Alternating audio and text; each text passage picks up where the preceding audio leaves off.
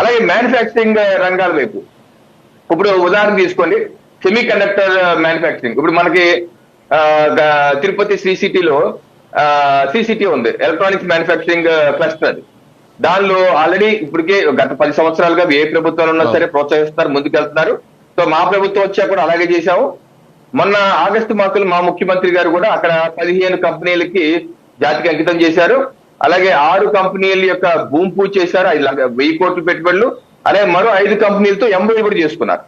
అలా ముందుకు వెళ్తుంటే కేంద్ర ప్రభుత్వం ఏం చేస్తున్నారు, ఆ రాయలసీమ ప్రాంతంలోనే కొప్పర్తి, ఓర్వకల్లు ఈ ప్రాంతాలని పారిశ్రామిక ఇండస్ట్రియల్ నగరాలుగా అభివృద్ధి చేయడానికి కేంద్ర ప్రభుత్వం కేబినెట్ లోనే ఆమోదించేసి 5,000 కోట్ల వరకు వారికి ఇవ్వడం కూడా జరిగింది. ఆ వర్క్ జరిగిపోతుంది.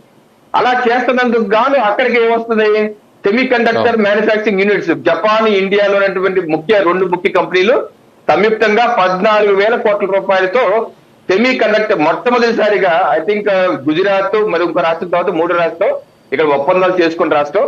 సో ఈ యొక్క సెమీ కండక్టర్ మ్యానుఫ్యాక్చరింగ్ లో దగ్గర 10 లక్షల కోట్ల పైబడిగా దేశంలో పెట్టుబడులు రాబోతున్నాయి వచ్చే 4-5 ఏళ్లలో. దానిలో మన భాగంగా మనం తొలి దశగా 14,000 కోట్లు ఎంఓయూ చేసుకున్నారు, ముందుకెళ్ళిపోతున్నాం. ఇది కనుక మెటీరియలైజ్ అయిపోతే ఇంకా అనేకమైనటువంటి ఈ రంగంలో రాబోతున్నాయి. సో అలాగే మనకి స్టీల్ ప్లాంట్, ఇప్పుడు ప్రైవేట్ సంస్థలు మెట్టలు అలాగే నిప్పాను 2 కలిపి అక్కడ నక్కపల్లిలో బహుశా నరేంద్ర మోడీ గారు రాబోతున్నారు. వారి చేతుల మీదుగానే 1,60,000 కోట్ల రూపాయల వరకు అక్కడ పెట్టుబడులు వాళ్ళు భూమి పూజ చేయబోతున్నారు. అలాగే బీపీసీఎల్ రిఫైనరీ రామాయపట్నం దగ్గర 6,000 కోట్ల రూపాయలు 6,000 ఎకరాల్లో దగ్గర 90,000 కోట్ల రూపాయలకు సంబంధించి పెట్టుబడులు దశల వారీగా చేయబోతుంది కేంద్ర సంస్థలు, కేంద్ర ఆధ్వర్యంలోని సంస్థలు.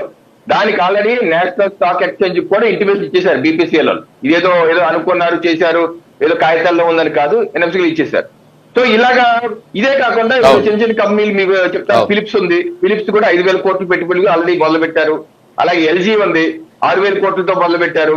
అలాగే కాకినాడ ఆల్రెడీ ఇప్పటికే ప్రధానమంత్రి నరేంద్ర మోడీ గారు శంకుస్థాపన జాతికి అంకితం చేసిన ఫార్మా ప్రాజెక్ట్ ఉంది, మొన్న సెప్టెంబర్ మాసంలో చేశారు. 2,500 కోట్లతో అది కంప్లీట్ అయిపోయింది, జాతికి అంకితం చేశారు.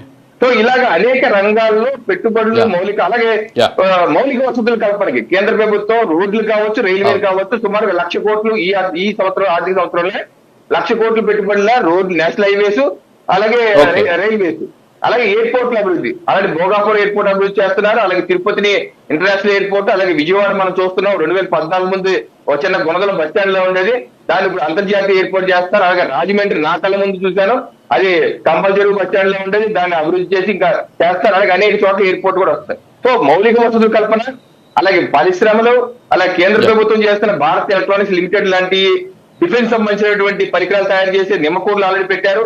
సో ఇటువంటి పరిశ్రమలన్నీ కూడా ఒక 6 మాసాల్లోనే మా ప్రభుత్వం యొక్క లక్ష్యం ఈ యొక్క 5 సంవత్సరాల్లో 30 లక్షల కోట్ల పెట్టుబడి తీసుకురావాలి, 20 లక్షల ఉద్యోగాలు కల్పన చేయాలి. 5 సంవత్సరాలు మా ప్రభుత్వం ఉన్న లక్ష్యం.